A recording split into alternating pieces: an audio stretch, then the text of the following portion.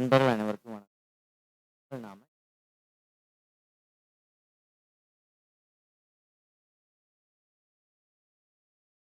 ஸ்பாட்ல வரேன் அப்படிங்க. ஃபர்ஸ்ட் இந்த ஒன் டே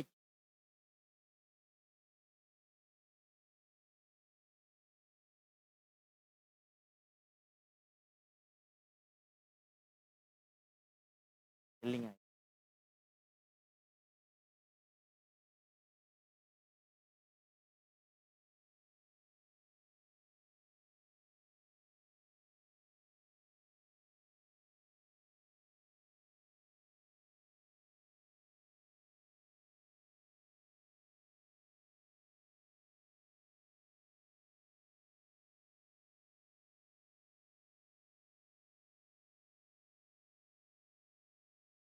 அப்படி இல்லை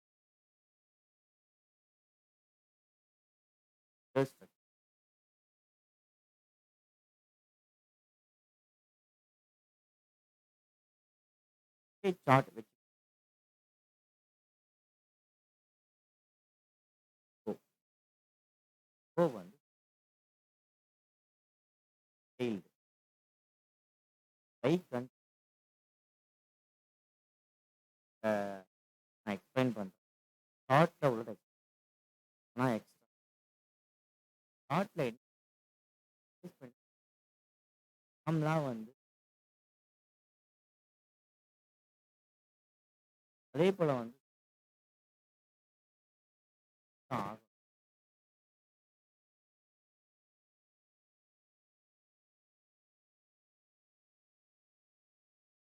திருப்பம் போல் நம்ம வந்து என்ன பொறுத்த என்ன ஸ்டாப் லாஸ் இல்லாமல் ட்ரெஸ் நான் என்ன ஏன் அப்படின்றது நான் சொல்லிட்டேன். மணி மேனேஜ் இல்லாமல் ட்ரெஸ் இந்த மாதிரி ஒரு பேனிக்கான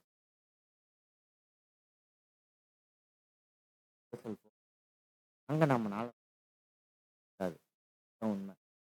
மணி மேனேஜ்மெண்ட்டை ஃபாலோ பண்ணீங்க அப்படின்னா நம்ம வந்து எப்பயுமே கேபிட்டல் வந்து மந்த்லி ஆவரேஜ் ப்ராஃபிட் லாஸ்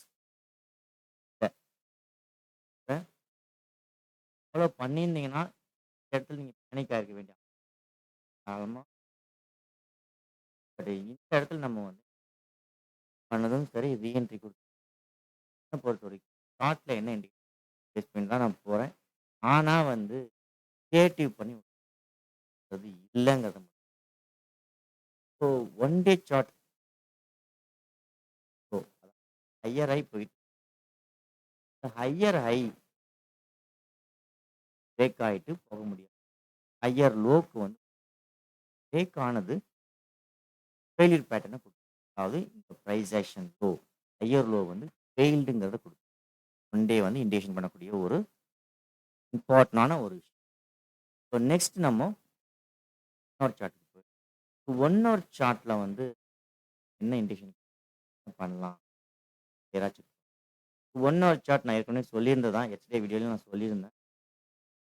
இன்னொரு டைம் நான் சொல்கிறேன். ஏன்னா வந்து நிறையா பேர் வந்து அதாவது தெரியும் பேனிக்கில் இருக்கீங்க, கண்டிப்பாக பயத்தில் இருக்கீங்க. அதுக்காக தான் நான் வந்து கொஞ்சம் டைம் எடுத்தாலும் நான் வந்து வெளியில் இருந்தேன். டைம் எடுத்து இந்த வீடியோ ரெடி பண்ணுறேன். ஓகே. ப்ரைஸ் ஆக்ஷன் 1 ஹவரை பொறுத்தவரை ப்ரைஸ் ஆக்ஷன் ஆயிட்டு எப்பயுமே வந்து ப்ரைஸ் ஆக்ஷன் ரொம்ப இந்த இடத்துல ப்ரைஸ் ஆக்ஷனை பிரேக் பண்ணி 1 ஹவரும் ஃபெயில்டு கொடுக்கும்.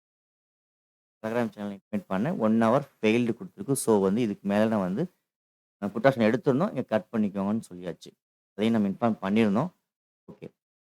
இந்த இடத்துல 1 ஹவருக்கான ப்ரைஸ் ஆக்ஷனும் ஃபெயில்டு. உங்களுக்கு தான் தெரியும். இந்த லோவை பிரேக் பண்ணிட்டு இந்த லோ இருக்கு பார்த்தீங்களா? இந்த லோவை பிரேக் பண்ணது அகைன் வந்து புள்ளி சென்டர். ஸோ அது மட்டும் தானான்னு பார்த்தீங்கன்னா இல்ல. இந்த வேவ்க்குள்ள இந்த ஒரு பிரைஸ வந்து பிரைஸ் ஆக்ஷன வந்து கிரியேட் பண்ணியிருக்கு. ஸோ எப்பயுமே நான் என்ன சொல்லுவேன்னா, எஸ்டர்டே வீடியோல நான் சொல்லியிருந்தேன். லோ பிரேக் பண்ணி ஃபெயில்ட் ஆகறதுக்கு தான் பாசிபிலிட்டீஸ் இருக்கும். ஒருவேளை நம்ம வந்து ஃபெயில்ட் ஆகாம இருக்கணும். கேர்ஃபுல்லா இருக்கணும்னு நான் சொல்லியிருந்தேன். அதேபோல இந்த இந்த லெவலுக்கு கீழ பிரைஸேஷன் வந்து பிரேக் ஆனா தான் புட் ஆப்ஷனுக்கு போகணும் அப்படின்னு நான் சொல்லியிருந்தேன். பட் இங்க நாம எடுத்திருந்ததுக்கு காரணம் ஸ்மால் டைம் ஃப்ரேம் பிரைஸேஷன்ல எடுத்திருந்தோம். பட் இங்க நமக்கு 1 ஹவர் பிரைஸேஷன் குடுக்கறதுக்காக தான் ஃபெயில்ட் ஆயி போயிருக்கு. ஓகேவா? ஸோ இப்ப இதிலிருந்து நம்ம என்ன அனலைஸ் பண்றது வச்சு பார்க்கிறப்போ, இந்த பிரைஸ் ஆக்ஷன் லோ வந்து நாளைக்கு ரொம்ப இம்பார்ட்டன்ட்டா இருக்கும்னு இண்டிகேட் பண்ணுது. அதாவது ஆஸ் பர் 1 ஹவர் சார்ட் இந்த லோ வந்து நம்ம ஏற்கனவே என்ன சொல்லியிருந்தோம், இந்த பிரைஸ் ஆக்ஷன் இந்த லோக்கு கீழ பிரைஸ் ஆக்ஷன் குடுத்து பிரேக் பண்ணால், ஒரு மிகப்பெரிய ஒரு ஃபால் நம்ம எதிர்பார்க்கலாம் அப்படின்னு நான் சொல்லியிருந்தேன். ஸோ இந்த லெவல் இந்த செட்டப் நடந்து இது பிரேக் பண்ணா, ஒரு பிக் ஃபால் எதிர்பார்க்கலாம்.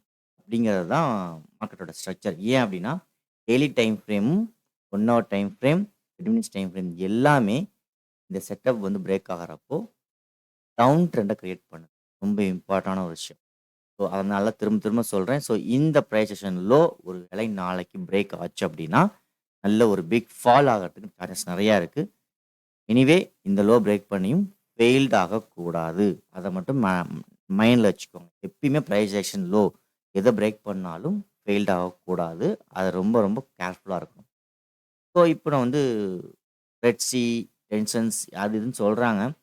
பட் என்ன பொறுத்தவரைக்கும் நியூஸ்ல எனக்கு வந்து கான்ஃபிடென்ட் இன்னும் வர்றதில்ல. என்ன ரீசன் அப்டின்னா, எவ்ளோதான் டெக்னிக்கல் என்னதான் நியூஸ் வந்தாலும், எப்படி அந்த டெக்னிக்கலா வந்து அந்த சப்போர்ட் டிஸ்டன்ஸ்ல நிக்குது? எப்படி வந்து எகைன் வந்து ரைசேஷன் கரெக்ட்டா குடுத்து பிரேக் ஆனா, எகைன் வந்து எப்படி ரிவர்ஸ்ல நடக்குது? இப்படிங்கிறது எனக்கு ஒரு ஆச்சரியமா தான் இருக்கு. என்ன பொறுத்தவரைக்கும் நியூஸ நான் அதனால நான் ஃபாலோ பண்றது கிடையாது. என்ன நியூஸா இருந்தாலும், என்னவா இருந்தாலும் நான் நியூஸ ஃபாலோ பண்றதே கிடையாது. நியூஸ பத்தி யோசிக்கிறது கூட கிடையாது. ஏன் அப்படின்னா, சார்ட் நமக்கு வந்து தேவையான இன்ஃபர்மேஷன் குடுக்கும் அப்படிங்கிறது. இப்போ என்ன ஒரே ஒரு விஷயம்னா, ரிவர்சல் ஆகுற இடத்துலயோ, அல்லது ஃபெயில்யூர் ஆகுற இடத்துலயோ, இங்க நம்ம ஸ்டாப் லாஸ் குடுக்க வேண்டிய கட்டாயம் இருக்கு. அதுல மாற்றமே இல்லை. ஒரு ரிவர்சலோ அல்லது ஒரு ஃபெயில்யூரோ நடக்குது அப்படின்னா, அங்க நம்ம ஸ்டாப் லாஸ் குடுத்து தான் ஆகணும். வேற வழி இல்லங்கிறது தான் உண்மை. ஓகே. இப்போ வந்து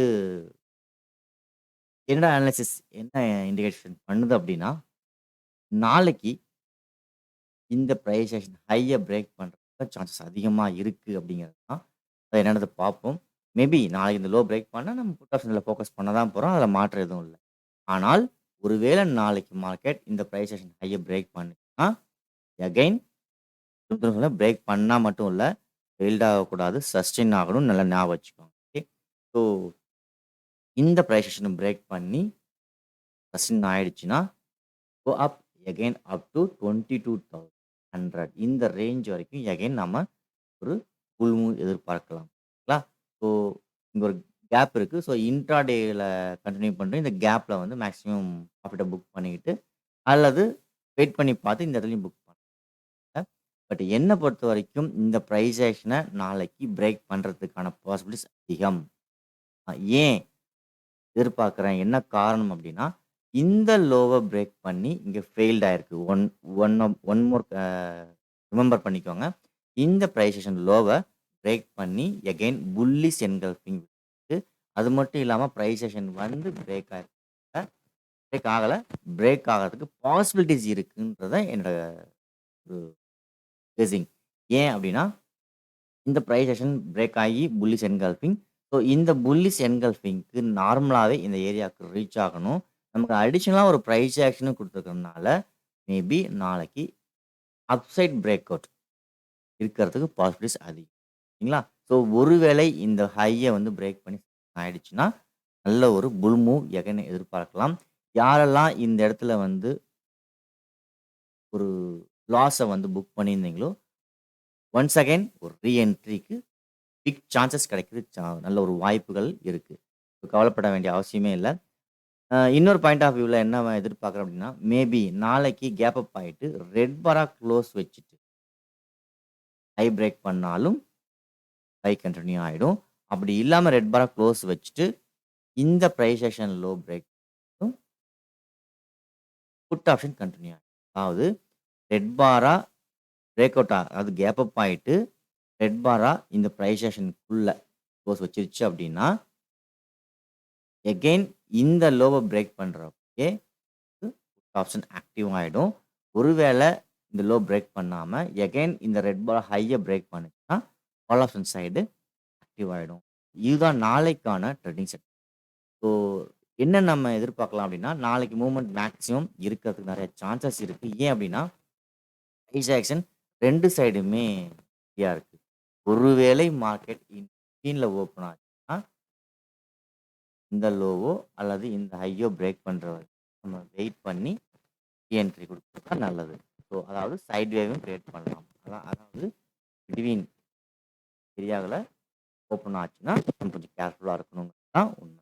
ஸோ இதுதான் வந்து டுடே நம்ம வந்து நாளைக்கு எப்படி இத யூஸ் பண்ணணுங்கிறதுக்கான ஒரு டெக்னிக்கல் அனாலிசிஸ். ஸோ என்ன நடக்குதுன்னு நம்ம லைவ்ல வாட்ச் பண்ணுவோம்.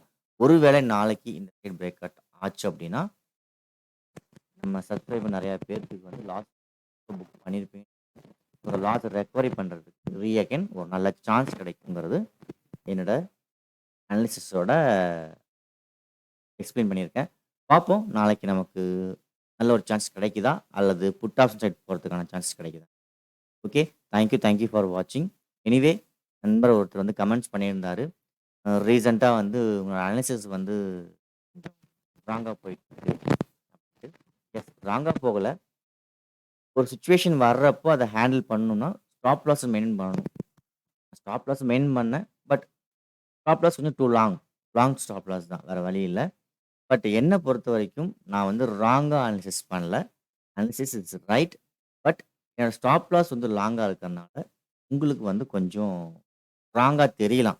என்ன பொறுத்தவரைக்கும், என்னோட அனாலிசிஸ்ல நான் ரைட்டா தான் பண்ணிட்டு இருக்கேன். மேபி உங்களோட கமெண்ட்ஸ்க்கு ரொம்ப தேங்க்ஸ் சொல்றேன். காரணம், நீங்க இப்படி இந்த மாரி நல்ல கமெண்ட்ஸா இருந்தாலும், பேட் கமெண்ட்ஸா இருந்தாலும் சொல்றப்ப தான், எனக்கு என்னோட இம்ப்ரூவ்மெண்ட்ட பண்ண முடியும். ஓகேவா? அதனால நண்பருக்கு நல்ல ஒரு தேங்க்ஸ் சொல்லிக்கிறேன். ஓகே. நாளைக்கு என்ன நடக்குதுன்னு நம்ம லைவ்ல வாட்ச் பண்ணுவோம். தேங்க் யூ ஃபார் வாட்சிங்.